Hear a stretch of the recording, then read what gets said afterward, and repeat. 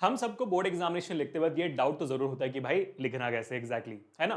तो इसमें सबसे बढ़िया एक चीज होती है कि सीबीएसई हर साल अपने टॉपर्स के पेपर्स को ऑनलाइन अपलोड करती है, जिसके थ्रू हम क्या कर सकते हैं कि भाई हमेशा उन टॉपर्स के पेपर्स को डाउनलोड करके एनालाइज कर सकते हैं कि भाई उन्होंने कैसे लिखा था, जिसकी वजह से उनको पूरे के पूरे मार्क्स मिले। अब यहाँ पर जो हमारा टॉपर शीट एनालिसिस होने वाला है उसमें वही करने वाले हैं। हम देखने वाले कि इस अमेजिंग बच्चे ने अपना कैसा लिखा, पेपर हैंडराइटिंग कैसे दी, क्या क्या गलतियां हुई, वो काटापोटी ज्यादा करता था, सेक्शन ए रीडिंग कैसे लिखी, सेक्शन सी ग्रामर कैसे लिखा, आपका लिटरेचर कैसे लिखा, राइटिंग कैसे हुई, वो सब हम लिखने वाले हैं, देखने वाले, समझने वाले। और ये भी देखने वाले कि भाई साहब स्पेसेस कितने छोड़े, क्वेश्चन नंबर बराबर लिखा, जंबल करके तो सेक्शंस को नहीं लिखे, कैसे कहां, सब अब हम समझने वाले हैं सिर्फ एक 15 मिनट के सेशन में। तो मेरे साथ बने रहेगा वीडियो को एंड तक, और अच्छा लगे तो make sure hit the like button, share this video, subscribe to the channel. और अगर आप ऐसे ही आंसर शीट एनालिसिस चाहते हो आप बाकी सब्जेक्ट्स के लिए भी, do let me know in the comment section. चलिए शुरुआत करते हैं और इस धमाकेदार सेशन में फोड़ते हैं, ठीक है बेटा। अगर आपका इसमें कोई भी डाउट होता है let me know in the comment section as well. And also I would like to put forward one more thing कि भाई ये पिछले साल के बच्चे का है, तो पैटर्न हल्का सा लगता है इंग्लिश का, और साथ ही साथ कॉम्पिटेंसी बेस्ड क्वेश्चंस 40% थे, 50 नहीं, बट बाकी सारी चीजें सिमिलर होगी। हमें इसमें समझना है कि भाई पेपर बच्चे ने लिखा कैसे था, वो ज्यादा इंपॉर्टेंट है हमारे समझना, प्रेजेंटेशन कैसी थी, और बाकी चीजें समझना ज्यादा जरूरी है रादर देन एनीथिंग एल्स। तो लेट्स गेट स्टार्टेड, है ना। तो अगर हम देखेंगे भाई साहब, हमारा शुरुआत होता है यहाँ पर बहुत ही इंटरेस्टिंग पेज के साथ, जहां पर हम रीडिंग कर रहे हैं। अब ऑफ कोर्स सी बात है, आपको भी देखकर लग रहा होगा यार ये हैंडराइटिंग तो इतनी भी अमेजिंग नहीं लग रही है ना। मेरे को भी वही लगता है कि हैंडराइटिंग इतनी भी अमेजिंग नहीं है, बट रीडेबल है ना। तो मुद्दा वहां पर यही आता है, पहला पॉइंट आपको यही क्या भी नोट डाउन कर लेना है कि भाई जब भी आप कोई भी एग्जामिनेशन लिखते हो तो हैंडराइटिंग अमेजिंग हो, कर्सिव हो, कैलीग्राफिक हो, इसकी कोई जरूरत नहीं होती है। हैंडराइटिंग पढ़ने लायक हो बस उतनी ही काफी होती है ना। तो हाँ, आप तेज तेज लिख सकते हो, बस पढ़ने लायक रखना कि जब एग्जामिनर पढ़ना शुरू करे तो उसको दिखे when was the capital of the, जब दिखे अच्छे से उसको, और उनको अपने बाल नोचने ना पड़े, ठीक है। क्योंकि आपका पेपर चेक करने के लिए उनके पास 20 मिनट का वक्त है, उससे ज्यादा नहीं। तो 20 मिनट्स में आप उनको आसानी से पेपर चेक करने दोगे तो उतने ही ज्यादा मार्क्स आपको मिलेंगे। तो शुरुआत यहां पर होगी कि भाई हैंडराइटिंग की बात होगी। अब आगे बढ़ते हैं और नंबर 2 पॉइंट पे जाते हैं। अब सेकंड पॉइंट देखना, बराबर से बच्चे ने लिखा हुआ कि कौन सा सेक्शन अटेम्प्ट कर रहे हैं, क्वेश्चन नंबर क्या है, उसका इंटरनल पॉइंट क्या है, और उसके अंदर सब क्वेश्चन कौन सा है। तो ये बराबर उसने क्वेश्चन नंबर मेंशन किया हुआ है। इसमें एक चीज जो बहुत प्यारी सी झलकती है ना, जो मेरे को काफी सही लगा, मेरे ख्याल से आप भी शायद नोट डाउन कर पा रहे होंगे। वर्ड्स के बीच में जो गैप है ना, देख रहे हो आप, जो वर्ड्स के बीच में जो गैप है उसके वजह से पेपर थोड़ा और ज्यादा नीट लग रहा है। आपको लग नहीं रहा ऐसा? मेरी आंखें अभी गई एक्चुअली इस बात पे कि वर्ड्स के बीच में जो गैप है वो बहुत कांस्टेंट है, और जिसकी वजह से भाई देखने में काफी नीट लग रहा है। ऑल्दो एंड राइटिंग साफ हो या ना हो, देखने में काफी नीट लग रहा है पेपर, है ना। आपने नोट डाउन किया? तो वर्ड्स के बीच में गैप को भी स्पेसिफिक रखिएगा बच्चों, अच्छे रखिएगा, ताकि आपका पेपर ओवरऑल नीट लगे। अब बच्चे ने इसको इंटेंशनली किया अनइंटेंशनली किया पता नहीं है, कि इस बच्चे के फेवर में ऐड कर इसको डेफिनेटली। तो हो गया सेकंड पॉइंट। थर्ड पॉइंट हो गया, सेकंड पॉइंट तो भाई क्वेश्चन नंबर बराबर चीजें लिखनी है कि भाई क्या करने हैं क्या कर रहे हैं। अब बात करते हैं चौथे पॉइंट की। चौथे पॉइंट में आप देखोगे बच्चे ने हर सवाल के बाद एक लाइन छोड़ा हुआ है, और उन लाइन के बीच में एक लाइन मारी भी हुई है, आप देख सकते हो। इस सवाल के बाद एक लाइन मारी हुई है, इस सवाल के बाद एक लाइन मारी हुई है, क्लियरली इंडिकेट करते हुए कि भाई देखो ये है, क्वेश्चन खत्म हो गया यहां पर। अब ये जरूरी नहीं है कि इस बच्चे ने पेपर लिखते वक्त ही किया होगा, क्योंकि स्केल से मारा हुआ है। हो सकता है कि इस बच्चे ने पेपर खत्म होने के बाद बैठकर एक एक करके लाइन मार के खत्म किया भाई, है ना। तो ये भी आप कर सकते हो टू इंडिकेट वेरी क्लियरली कि क्वेश्चन शुरू कहां हुआ, क्वेश्चन खत्म कहां हुआ। सही है, बहुत बढ़िया। तो ये हो गया आपका पहला। अब आगे बढ़ते हैं, और ये तो आपका रीडिंग सेशन चल रहा है पूरा, रीडिंग ये तो उल्टा है भाई, ठीक है, बट रीडिंग सेशन है, समझ में आ गया आपको। रीडिंग हो गया, रीडिंग हो गया। बराबर देखोगे आप, बराबर बच्चा लिख रहा है क्वेश्चन नंबर क्या, क्वेश्चन नंबर का ऑप्शन क्या, उसके अंदर के जवाब भी लिख रहा है। सेक्शन बी शुरू कर रहा है, सेक्शन बी यहीं से शुरू कर रहा है, और लिख रहा है कि भाई प्लीज टर्न ओवर। बच्चा एरो मार्क भी डाल रहा है, इतने शिद्दत से लिख रहा है। आप लोग करते हो ऐसा? बाप रे, मैंने तो कभी जिंदगी में मेरे पीटीओ लिखा ही नहीं है, प्लीज टर्न ओवर कभी लिखा ही नहीं मेरी जिंदगी में एग्जामिनेशन में। शायद लिखा होगा, याद नहीं आ रहा, बट यार क्रेजी यार, जिस डेडिकेशन से बच्चा लिख रहा है ना। तो ये हो गया। चलो अब और आगे बढ़ते हैं, आपका राइटिंग सेक्शन आ गया। राइटिंग सेक्शन को थोड़ा सा उल्टा करके देख लेते हैं, क्योंकि भाई देखना होता है ना राइटिंग में लिखा क्या बच्चे ने। चलो आ जाओ भाई, क्या है राइटिंग? ये राइजिंग प्राइसेस बाई रेनू। अच्छा क्या ये ऐसे लिखना होता है क्या? ये बताना मेरे को नहीं पता है। तो यहां पर आप देखोगे, यहां पर भी सेम चीज है, ठीक है, यहाँ पर भी सेम चीज है, बच्चे ने लिखा हुआ है, लिख रहे हैं वो बराबर, कॉमा फुल स्टॉप सब डालते हुए, हैंडराइटिंग अभी भी नोटिस करोगे इतनी भी साफ नहीं है। यहाँ पर एग्जामिनर ने सर्कल भी किया हुआ है कि भाई कुछ तो गलत है भी, लेकिन आई एम अज्यूमिंग कि इसमें मार्क्स काटे होंगे क्योंकि at the end of the day एक मिस्टेक दिख रही है बच्चा एग्जामिनर को, बाकी रीडिंग बच्चे ने अच्छा लिखा, पूरी राइटिंग में बच्चे ने, आप देख सकते हो भाई बच्चा बराबर लिख रहा है, अच्छे से लिख रहा है, कोई इशू नहीं है। तो मेरे को हार्डली लगता है कि एग्जामिनर ने इस पे मार्क्स काटी होगी। And that is one more point which I would like to specify to everybody here कि यार देखो स्पेलिंग मिस्टेक होती है, ग्रामेटिकल मिस्टेक होती है, तो अगर आपके एक ही जवाब में आप मान लो या तो पूरे पेपर में एक जवाब से देख लो, आप एक ही जवाब में अगर आपके 4 या 5 मिस्टेक्स हो जाते हैं ना, तब जाकर आपका ये सीबीएसई आपका 1 से 1.5 मार्क्स काटती है, वरना वो मार्क्स नहीं काटती है।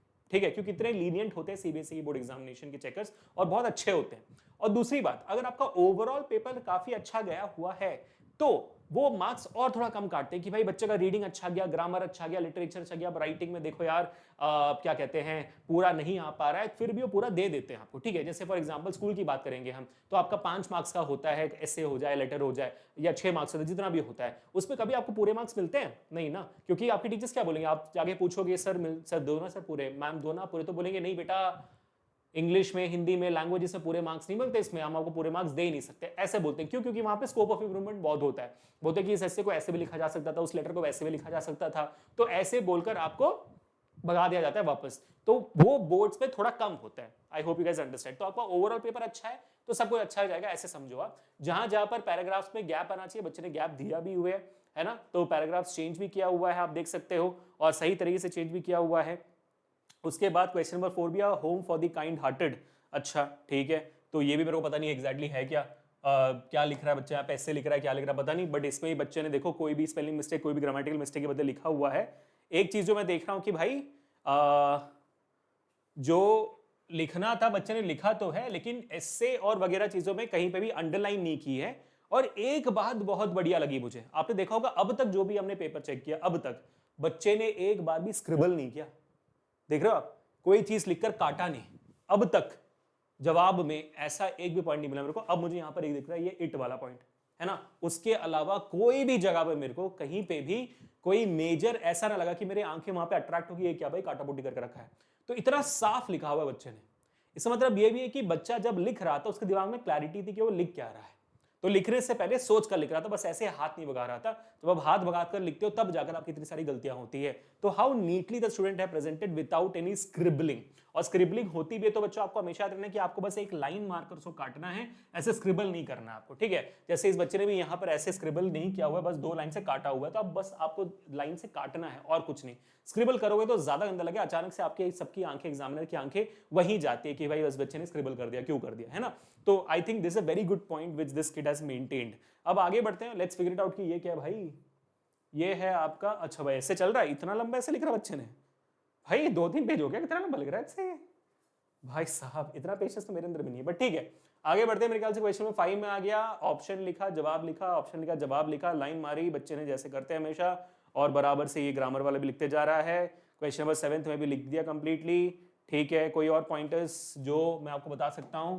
क्वेश्चन नंबर, अब तक दिख रहा है कि बच्चा जो है ऑर्डर में जा रहा है, बच्चे ने रीडिंग की है, फिर राइटिंग की है, फिर वो बराबर ऑर्डर में जा रहा है अभी, फिर ग्रामर आता है, सेक्शन सी आ गया आपका ग्रामर में, और ग्रामर में बच्चे ने सारे जवाब को लिखा है, ये ए का जवाब लिख दिया, बी का लिख दिया, सी का लिख दिया, डी का लिख दिया। ठीक है, अब आगे बढ़ते हैं, हाँ और इसको भी जवाब लिख दिया।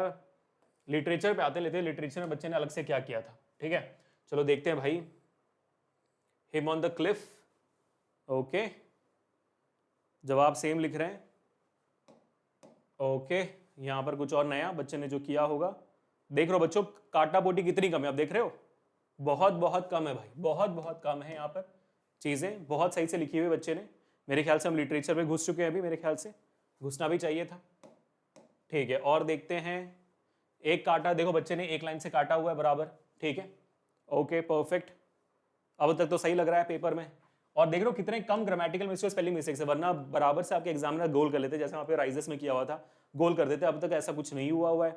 मेरे को ये देखना है कि लिटरेचर का जवाब जब बच्चा लिखता है, तो बड़े बड़े जवाब जब लिखता है तो बच्चा क्या वहाँ पर हाईलाइट करता है किसी पॉइंट्स को, वो देखना है मेरे को। तो यहाँ पर हाँ आप देख रहे हो कैरेक्टर्स में अंडरलाइन मारा है बच्चे ने, है ना। तो जहाँ जहाँ पर थोड़े बहुत तो भाई मेरे ख्याल से इंपॉर्टेंट कीवर्ड्स है, बच्चा वहाँ पर अंडरलाइन मार रहा है कि नहीं वो देखना है। ताकि आपको भी क्लैरिटी रहे। हम जो टिप्स बोलते रहते हैं कि भाई अंडरलाइन मानना अगर हो सके तो वो सब काम करता है कि नहीं। ठीक है, हो गया। 18वां पेज है, लास्ट पेज आ गया। ठीक है, इसमें क्या है भाई? नहीं, ठीक है, कूल है। तो ये हो गया भाई आपका लास्ट पेज, और लास्ट पेज के बाद ही बच्चे ने खत्म कर दिया यहाँ पर। तो क्या क्या चीजें अभी हमें समझ में आई टॉपर पेपर शीट एनालिसिस से? फिजिक्स होता तो थोड़े और समझ में आती चीजें, इंग्लिश में सिंपल है, लिखो लिखो लिखो और अच्छा लिखो, जो लिखना है बराबर लिखो। कुछ चीजें जो हाईलाइटेड रही इस पूरे पेपर प्रेजेंटेशन में, ये समझ में आया कि भाई हैंडराइटिंग खराब हो तो भी कोई बात नहीं, हर वर्ड के बीच में जो गैप है उसको मेंटेन करते हुए लिखिए, साफ लिखिए। हैंडराइटिंग काफी अच्छी होनी जरूरी नहीं है। दूसरा, हर सवाल के बीच में बच्चे ने लाइन मार के क्लियर किया हुआ है कि भाई साहब देखो मेरा जवाब यहाँ पे खत्म हो गया, नया जवाब है। तीसरा, इस बच्चे ने सेक्शंस को, क्वेश्चन नंबर ऑर्डर को बराबर फॉलो किया हुआ है, जरूरी नहीं कि आपको भी वही करना है, आप शिफ्ट कर सकते हो। चौथा, ऑफ कोर्स ही बात है, काटापुटी बहुत कम थी इस पूरे पेपर में, बहुत कम थी काटापुटी, तो जिससे अच्छा लगा, पेपर साफ लगा और एग्जामिनर को मेरे ख्याल से बहुत अच्छा लगा पेपर चेक करते वक्त। चौथा, आपने देखा होगा कि भाई गलतियां इन टर्म्स ऑफ स्पेलिंग और ग्रामेटिकल मिस्टेक्स बहुत कम थी, तो इसका मतलब कि बच्चा सोच का जवाब लिख रहा था, और उसके बाद आई एम प्रीटी श्योर कि इस पूरे पेपर एंड होने के बाद उस बच्चे ने पेपर चेक भी किया होगा। तो इस पूरे पेपर में आपने देखा एग्जामिनर सिर्फ एक ही जगह राइजेस पे गोल किया हुआ था, अज्यूमिंग कि भाई वहां पर कोई ना कोई ग्रामेटिकल मिस्टेक जरूर हुई होगी। Get the idea? तो सोचिए, समझ कर लिखिए अपने पेपर को, आपके पास वक्त होगा, बस हाँ हैंडराइटिंग के चक्कर में स्लो मत लिखेगा, तेज लिखेगा। ठीक है बेटा? तो आई रियली बिलीव कि आप लोगों को इस सेशन से बहुत ज्यादा इंफॉर्मेशन मिली होगी कि भाई लिखना कैसे इंग्लिश का पेपर। अगर आपको ऐसे ही बाकी सारे सब्जेक्ट्स के लिए चाहिए तो do let me no. And apart from that, अगर आपको ऐसे ही अमेजिंग बच्चों की तरह लिखना है अपना एग्जामिनेशन, तो हमारा ये सेशन चल रहा है, इसी सेशन के डिस्क्रिप्शन में आपको पहला लिंक मिल जाएगा बहुत ही अमेजिंग शीट का, वो बता देता हूँ, इसमें आपकी बहुत हेल्प हो जाएगी। जैसे ये हमारा पीडीएफ खुल जाता है इस लिंक पे क्लिक करते वक्त, और जैसे आप थोड़ा स्क्रॉल डाउन करोगे आपको यहाँ पर एक लिंक दिखेगा, वो लिंक पे क्लिक कर दीजिएगा। आपके सामने हमारी सबसे फेमस शीट ओपन हो जाएगी जो एब्सोल्युटली फ्री है, पूरा प्रोसेस फ्री है। इसमें आप देखोगे हमने क्या किया आपके लिए। हमने आपके लिए पोम्स के 50 top PYQs with solution, prose के 50 top PYQs with solutions, 100 grammar के क्वेश्चंस विद सॉल्यूशंस हमने बना दिए। 200 क्वेश्चंस यहां पर हो गए, आपके प्रैक्टिस के लिए है। उसके बाद 6 mock test papers for English with solutions, वो भी बना दिए हैं आपको। तो 40 और 6 कितने होते हैं भाई? से 240 क्वेश्चंस, तो अभी 200 240 440 सवाल हो गए। थोड़ा स्क्रॉल डाउन करोगे तो हमने आपके लिए प्रैक्टिस टेस्ट ग्रामर के बना दिए अलग से। तो डिटरमाइनर्स का दिख रहा है आपको, मॉडल्स का दिख रहा है, रिपोर्टेड स्पीच का, टेंसेस का, डिटरमाइनर्स क्विज 2, ऐसे हम हर एक टॉपिक का दो क्विज बनाने वाले हैं। We definitely take the test from here। आप क्लिक करोगे तो आपके सामने टेस्ट खुल जाएगी, 10-10 सवाल वाले एमसीक्यूज के टेस्ट है, अब वो भी ले सकते हैं। तो कितने हो गए भाई? तो 5 टॉपिक्स आपके मेजर ग्रामर में, तो जैसे आपका डिटरमाइनर हो गया, मॉडल हो गया, रिपोर्टेड स्पीच हो गया, टेंसेस हो गया, और साथ में सब्जेक्ट वर्ब एग्रीमेंट हो गया ना, तो ये 5 हो जाते हैं। तो 5 के 2-2 लिंक, तो मतलब वहां पर हो गया आपके 100 सवाल। तो हमने कर दिया था 440 और ये 100 540 सवाल हो गए। अब उसके अलावा अगर आप देखोगे हमने आपके लिए पूरे के पूरे इंग्लिश की footprints without feet, prose, poems of first flight, सबके हमने समरी शीट बना दी है। इस पे आपको पूरी की पूरी इंग्लिश की समरी शीट मिल जाएगी, हर चैप्टर का समरी है इसमें। और यहाँ पर आप देखोगे पिछले साल का, उसके पिछले साल का, 2020 का, पिछले लास्ट 3 इयर्स का, 2021 में बोर्ड एग्जामिनेशन नहीं हुए थे, तो पिछले 3 साल के आपको यहाँ पर मिल जाएंगे बोर्ड पेपर्स, और इंग्लिश के 5 सेट आए थे और 5 के 5 सेट है यहाँ पे विद सोल्यूशन। ठीक है? तो भाई हमने आपको यहाँ पर ऑलरेडी 500 से ज्यादा सवाल दे दिए इंग्लिश के लिए फॉर योर प्रैक्टिस। तो आपको बस क्या करना है, डिस्क्रिप्शन के लिंक पे क्लिक करके ले जाना है, और कुछ नहीं। ठीक है? एब्सोल्युटली फ्री है बच्चों, एंजॉय करो। बस ये रिक्वेस्ट होगी कि आप बस, क्योंकि जो टीम ने मेहनत की इन सारी चीजों को आपके लिए बनाने के लिए, उसके लिए इस वीडियो को और डेफिनेटली उस टेस्ट के लिंक, उस शीट के लिंक को शेयर करिए, बस इतना कहना चाहता हूँ। ठीक है? तो मिलते हैं नेक्स्ट धमाकेदार सेशन में guys. Until this Abhishek signing off for today. Ocean ma'am के सेशंस हर दिन चल रहे हैं from morning 8 o'clock till night 10 o'clock for your English preparation. Make sure to keep checking them out. Peace people।